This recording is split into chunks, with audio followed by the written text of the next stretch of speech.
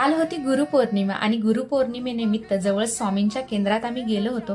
प्रचंड तिथे गर्दी होती कारण आम्ही संध्याकाळी गेलो होतो आणि इथला नजारा बघताय ना, वाव, काय डेकोरेशन केलं होतं, एक नंबर.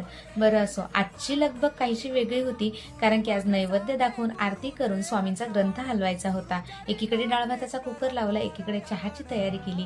चहा होईपर्यंत म्हटलं हे छोटे मोठे कामं होऊन जातील.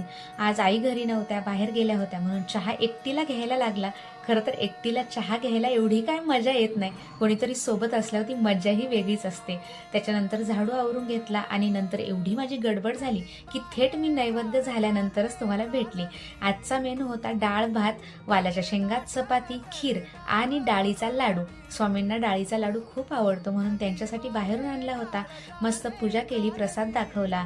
तोपर्यंत माझे आहोई तयार झाले होते. दोघांनी आरती केली. ओके, भेटूया उद्याच्या व्हिडिओमध्ये. तोपर्यंत बाय.